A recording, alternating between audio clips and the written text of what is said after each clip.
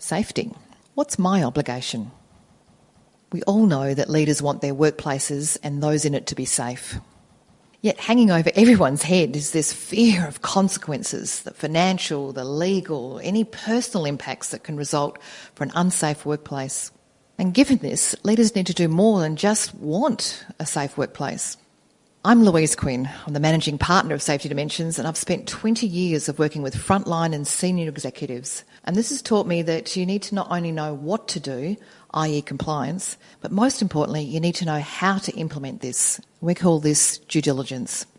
Should an incident occur in your workplace, it's accepted that a strong defence can be built on two questions, aimed at determining if you've undertaken enough and adequate due diligence.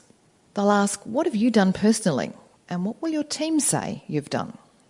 Given this, as a leader, you must do three things in the workplace to adequately answer these questions. You must firstly confront the risk, then ensure compliance, and then instill safe daily work practices. Yet whilst this sounds simple, the question we most often get asked is, how? How do you confront the risk in your workplace? The simple answer is ask open-ended questions of yourself and others. It sounds easy, doesn't it? Yet what questions? How often? Open ones? In our programs, we refer to the Powerful Six. These will help you confront any risk in your area of control. These questions are: 1. What am I accountable for? 2.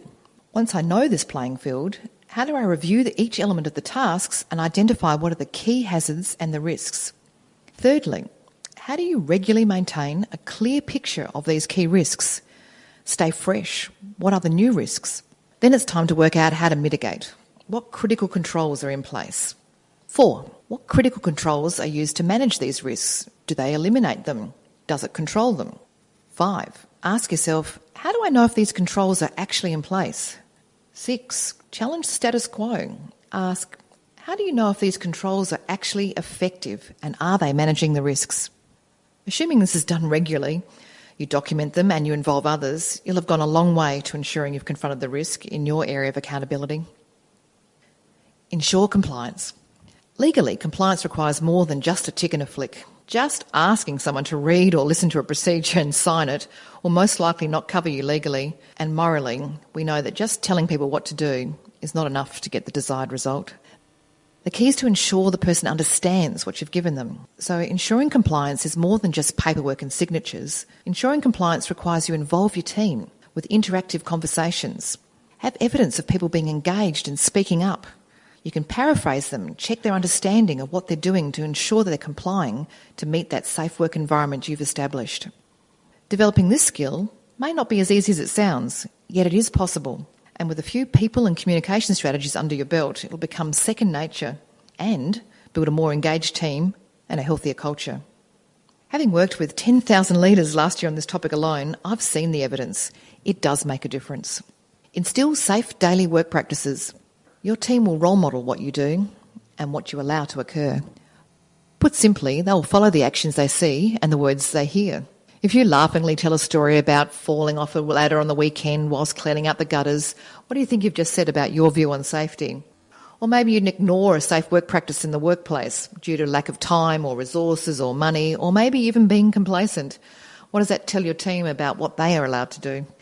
If you forget one part of your protective equipment or forget a safety policy, what are you telling others it's okay to do? Or if you ignore staff that are stressed, fatigued or distracted from a task, what are you actually asking your team to do?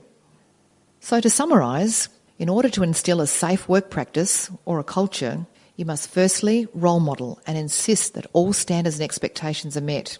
We know words alone are easily forgotten.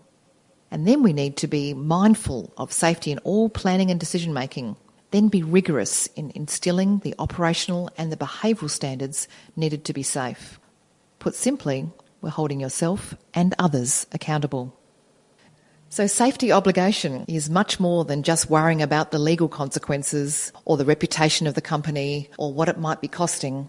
It's clearly about ensuring you and your team go home in the same state you came to work in. Can there be anything more important?